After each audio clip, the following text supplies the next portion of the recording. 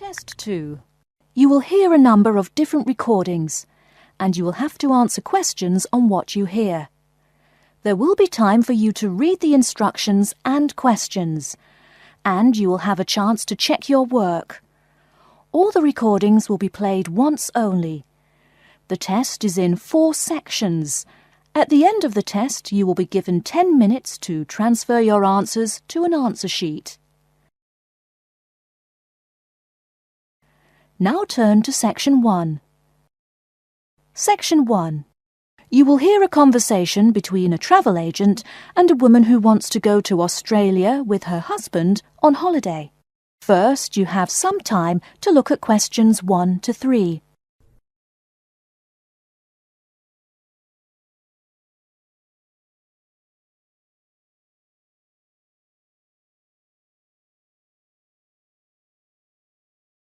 You will see that there is an example which has been done for you. On this occasion only, the conversation relating to this will be played first. Good morning. I've been looking at your holidays to Australia in your brochure. I'm thinking of going during the second half of next month. Good morning.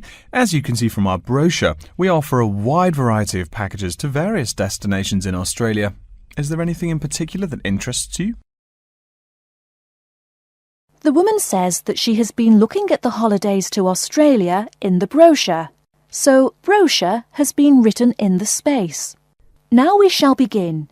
You should answer the questions as you listen, because you will not hear the recording a second time. Listen carefully and answer questions 1 to 3.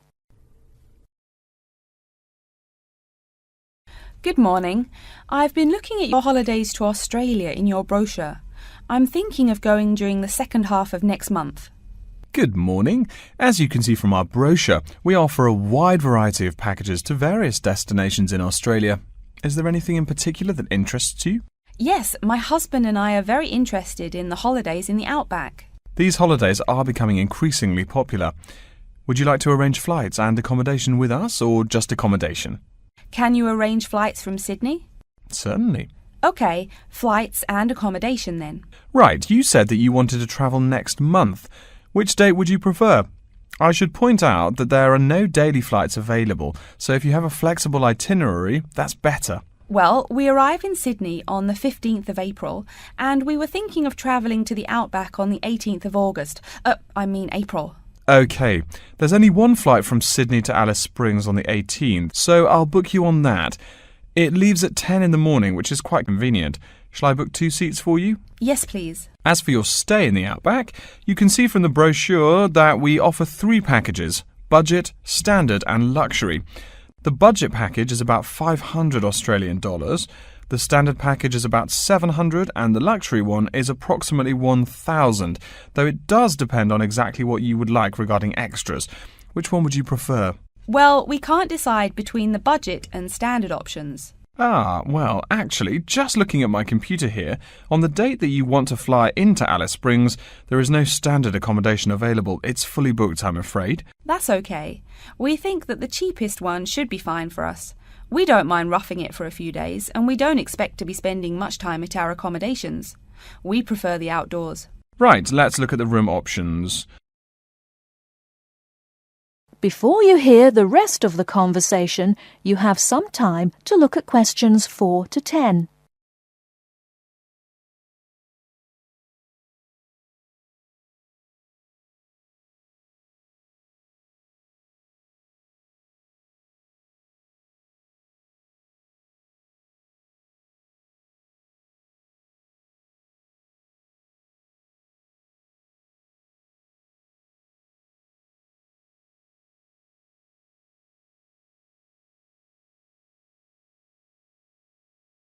Now listen and answer questions 4 to 10.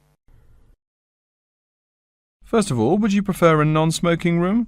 Yes, neither of us smokes. OK. Oh, before I forget, could you book everything in my husband's name, please? Yes, of course. Are you paying by credit card? Yes. In that case, I'll need your husband's name exactly as it appears on the card.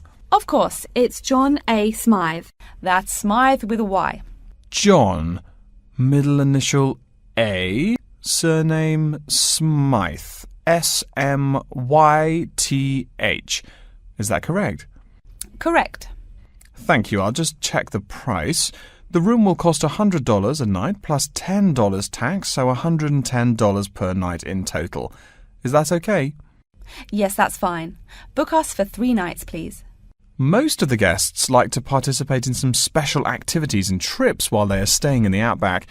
Is there anything that interests you and your husband? Yes, there are several things we'd like to see and do. We'd definitely like to visit the cultural centre.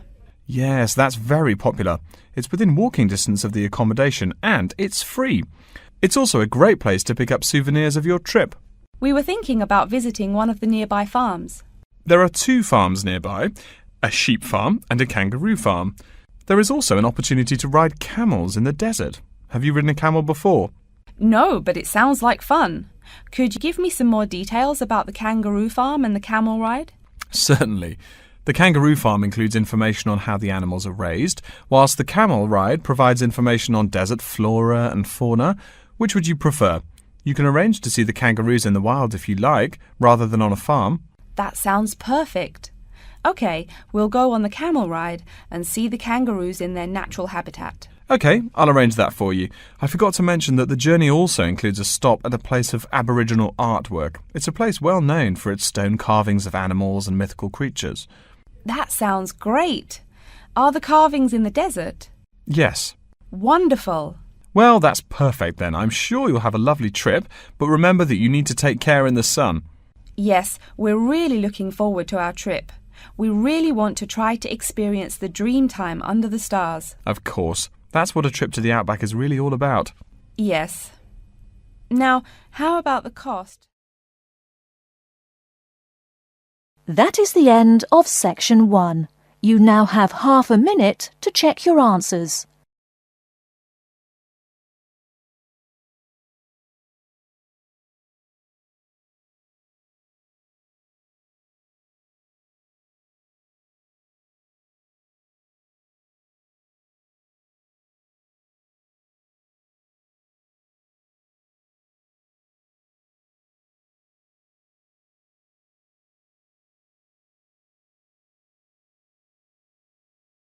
Now turn to section 2.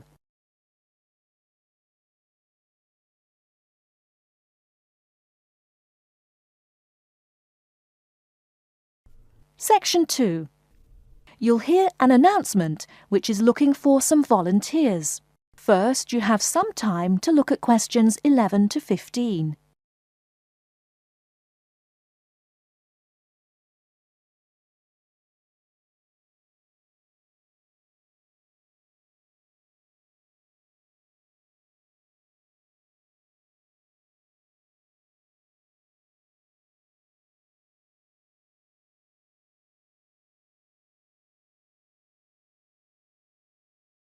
Now, listen carefully and answer questions 11 to 15.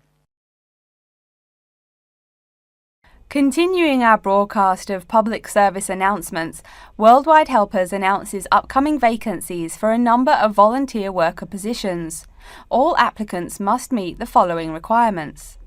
First of all, applicants must be over 18 years of age. The company apologises, but there can be no exceptions to this rule. Second, persons interested in these positions may not have police records. Minor traffic offences like a parking ticket are, of course, no problem. But, and I quote, past and present drug users and sex offenders need not apply. The employer will, of course, check with the police to verify your clean record. In addition, applicants must supply references from past or present employers or teachers along with their recent CV. These references must testify as to the applicant's work habits and/or character. Remember, these are references from employers or teachers. A note from your dear old mum won't do. Worldwide Helpers assures me that they will contact these references to confirm they are genuine. Although all positions are volunteer, the employer will reimburse some of your expenses. For example, they will pay for transportation to and from the job site. Aside from that, the cost of phone calls is covered. Before you hear the rest of the talk, you have some time to look at questions 16 to 20.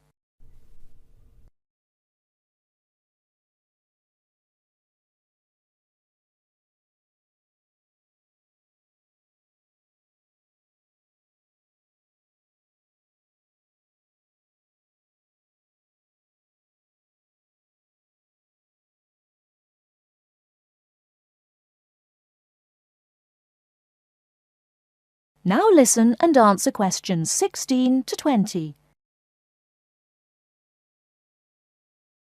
As for the positions themselves, there are 3 types. The first involves assisting persons confined to wheelchairs. For this position, volunteers must be physically fit and in excellent health. They must be able to lift at least 150 pounds. They should also have a current first aid certificate from the Red Cross. But the most important requirement is that the volunteer must have his own car. On Tuesday afternoons, the volunteers take their clients to various scenic spots around the city to experience and enjoy nature. If you don't drive, but you'd still like to get involved, the centre has a number of openings for people to read to the blind. Readers must, of course, read English clearly. Persons with no foreign accent are preferred. For these positions, you must be available on Monday mornings. Oh, wait, I see a note here. There is one opening for someone who can read Urdu. Apparently, there is a Pakistani blind person who'd like to hear his or her native language. But the other positions are all in English. And finally, there are a limited number of volunteers needed to care for disabled children. I'm sorry, but the information I've been given does not say how many children or what disabilities they have. In any case, you are needed to care for the children for 1 week in August. Apparently, this will be at the close of the summer holiday. I would guess this involves helping them with the routine chores of daily life. Again, volunteers for this position must know basic first aid, be in good health, and be able to lift up to 75 pounds. All applications for this position have to be submitted no later than Monday, August 8th. Applications may be made either by regular postal service, the snail mail, or by email. The mailing address is Worldwide Helpers, Post Office Box 651, East Surrey, BY8 99C. Please write "Attention Mary Smith" on the envelope. Or you can send email to acrawfor@worldwidehelpers.org. That's acrawfor@worldwidehelpers.org. So get out there and do something good. Okay. Our next announcement is looking for someone to facilitate tiger breeding at the London Zoo. And get this, it's a strictly volunteer position. That means you don't get paid. Oh my God. I'm sorry, ladies and gentlemen, but I just have to laugh. That is the end of section 2. You now have half a minute to check your answers.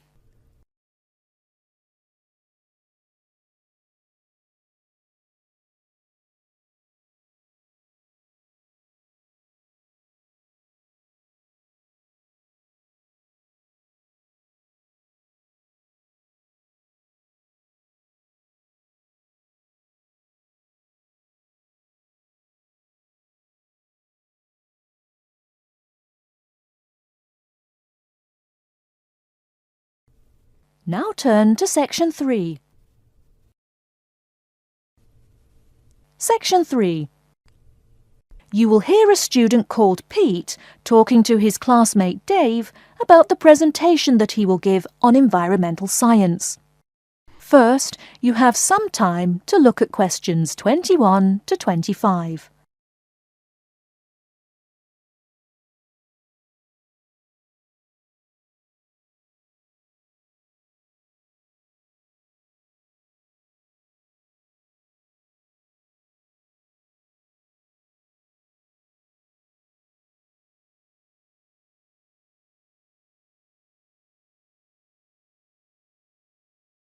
Now listen carefully and answer questions 21 to 25. Are you just leaving the library now? I saw you get there at 8 a.m. Yeah, I've been there all day. What for? They hire a cute new librarian or something? I wish. No, it's the presentation that I will give in environmental science the day after tomorrow. What's it about? I heard you were really excited about the class.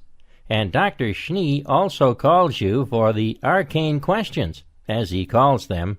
It's about environmental damage in the Yucatan. Excuse me, what? Or is that where? The Yucatan. It's a state in southeast Mexico. So what's happening there? Agriculture is having a really adverse impact on the environment. There are too many farmers doing too much farming. It's really destroying the forests and ruining the soil. Deforestation is a major problem there now. How did you learn about this? I don't recall Dr. Schnee saying anything about it in lecture. Yes, but my brother went there last month. You know, to look at the old cities like the Maya Indians built. That's what first got me interested. Your brother Tom? No, Dick, Harry's twin. Anyway, he told me how few trees there were now and how much empty ground that grows almost nothing. He said the place looked more like the desert than jungle in some parts. It brought environmental damage, so I started looking for materials in the library. Here, look at this magazine. What's in it? It's an old issue of National Geographic. It includes interviews with tourists who have been there in the past few years. It's pretty bad. See the photos? I see the photos, but one or two photos don't prove anything. Then read what the article says. Right there, the first thing it points out is how soil samples show it's hard for anything to grow there. It says how an area of 21,000 square kilometers has lost most of its forest in the past 10 years. See, there are graphs. As the number of farmers increases, the acres of forest have decreased. It's an inverse relation. Before you hear the rest of the talk, you have some time to look at questions 26 to 30.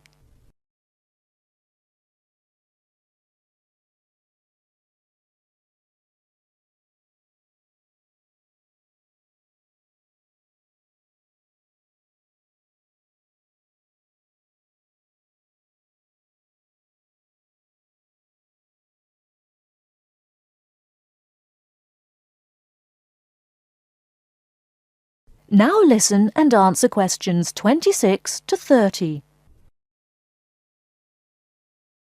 So, how big is that state? I'm sorry, but I've never really learned the metric system. It's bigger than the state of Massachusetts. That's shocking. Anything else? There's lots of else. Scientists say there's a growing area of about 10.5 square kilometers where nothing can grow at all. It's like the beginning of a desert. Oh, yes. What Dr. Schnee called desertification. But why can't anything grow there? I've never really studied soil chemistry. I'm just starting to look into that subject, but my sister Marie is a geologist, and she says the problem is that the soil has too much saline, with no plants helping to adjust the chemistry. Apparently, that's a common problem with soil types throughout the areas with rainforest. Once you lose the plant cover, it's difficult to bring it back.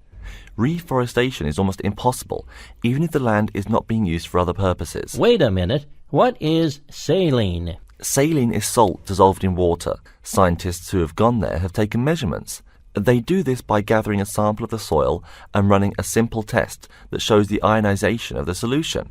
The geology department in our own university has reviewed the soil at the site too. They're right. It looks pretty bad. The level of salinity is going up. But the plants that would solve that problem can't be planted in soil like that. There is a narrow spectrum of salinity in which the plants will grow. And once you pass the threshold, there is no way to put the problem right? Exactly. It's possible that no one can do anything to stop the trend now. And all because of human greed. Wait a second. How do you know these scientists can be trusted?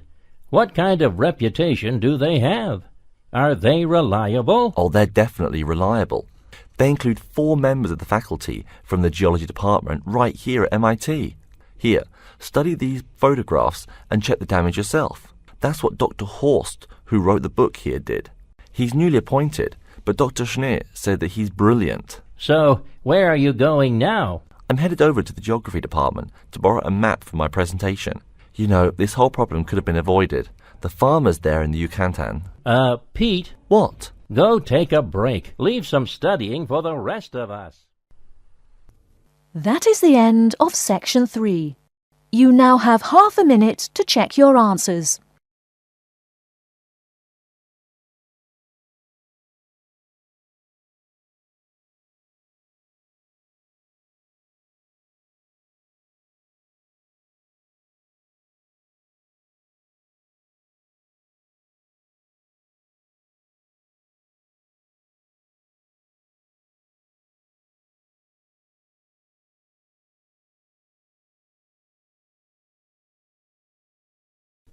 Now turn to Section 4. Section 4. You will hear a lecture's introduction to Insect Biology 101. First, you have some time to look at questions 31 to 40.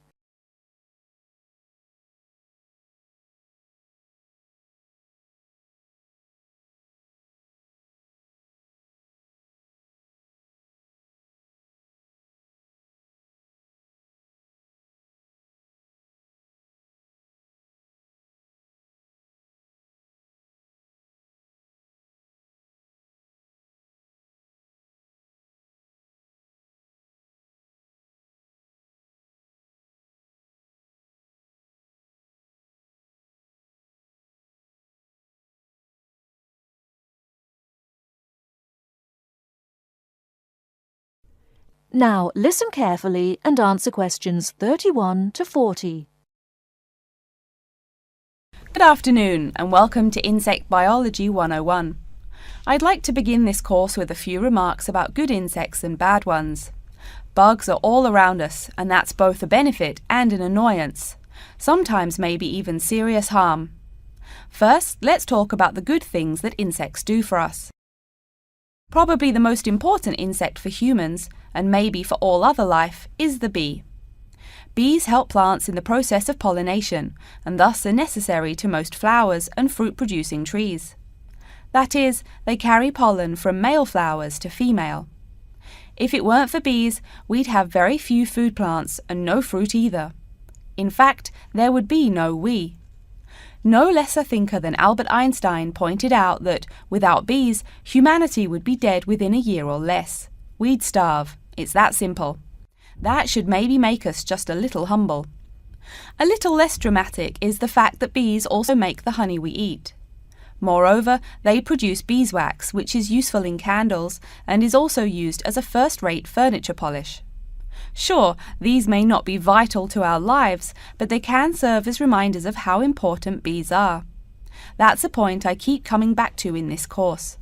Though, in all fairness, I should point out that butterflies aid in pollination as well as bees. Now, here in Michigan, what's the worst part of summer? Yep, that's right, mosquitoes. But I'm talking about helpful insects, right? So let's look at the dragonfly first. If there were no dragonflies, there would be even more mosquitoes. Dragonflies mainly eat mosquitoes and also a few other insects. Yes, that's right. They don't just fly around, and they also help to eliminate harmful insects. So the next time you see a dragonfly, don't you dare kill it. Now, let's talk a little about those harmful insects. Take the mosquitoes I just mentioned as an example. Not so many years ago, mosquitoes here in America weren't just annoying, some were even deadly. They carried malaria and yellow fever. My own ancestor, the Confederate General John Bell Hood, lived through the worst battles of Civil War, only to die at age 38 from yellow fever. A pest, not a bullet. Well, besides the mosquitoes, in summer there is also a kind of insect that never seems tired. Right, that is the fly. Before I go on talking, I must mention an African fly called the tsetse fly, which feeds on blood and can cause serious diseases in the people and animals that it bites. Besides, it is still a bearer of sleeping sickness, which affects around 300,000 people every year in Africa, and can be treated only with toxic drugs that are hard to administer. Worse still, the drugs sometimes don't work. Other insects, of course, destroy food crops. In China, for instance, locusts continue to be a danger to the harvest in some areas. Less important, but still annoying, moths eat people's clothes and dust mites slowly destroy carpets. Worse, but still in the home, termites or white ants eat wood, the wood of your house. If they are not stopped, they can eventually destroy the whole building. Usually they seriously damage a building before anyone even notices them. So, as we all know, insects can be a real trouble. So, what to do? You can go ahead and start killing harmful insects. In the early decades after the Communist Revolution in China, Chairman Mao encouraged the people to swat every fly they could see. Slogans on the walls of buildings called them little capitalists. But flies reproduce too quickly for this to be a long-term solution.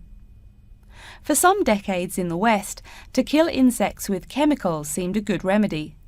Unfortunately, chemicals can only be used in a limited area for a limited time. It's a small-scale solution. The insects come back.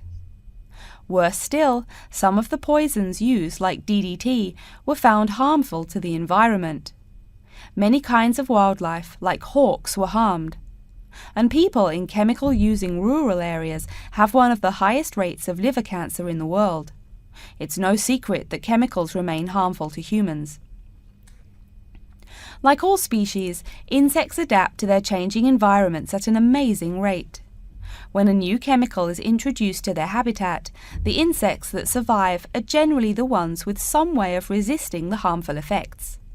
They then breed with the other survivors, and just like that, insects become resistant to most poison in a few generations. An insect generation, remember, is a couple of months at most. So again, we have to ask, what to do? Well, there are biological solutions. Some of these are pretty simple. One is destroying the insect's habitat. You take away their home or food. Cleaning your kitchen is the best way to prevent roaches. No garbage, no food. Getting rid of marshes and swamps eliminates mosquitoes. Other solutions might include bringing in dragonflies or bats in areas where mosquitoes are many. This is a cheaper alternative to chemicals. Biological methods like this also bring no extra pollution to the environment. But you have to be careful. If you change the environment too much, you might be hurting other forms of life accidentally.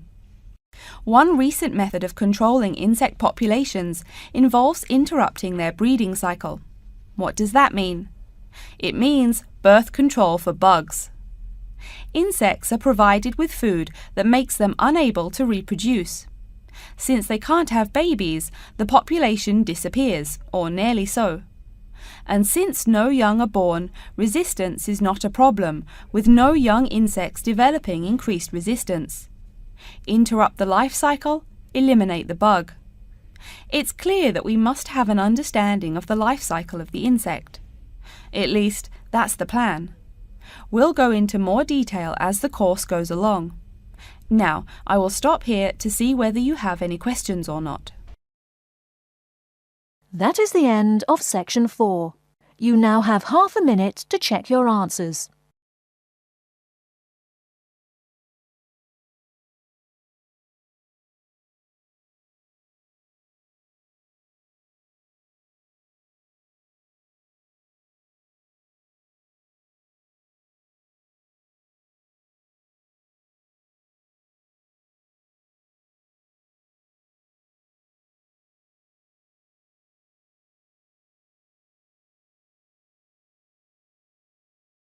That is the end of the listening test. In the IELTS test, you will now have 10 minutes to transfer your answers to an answer sheet.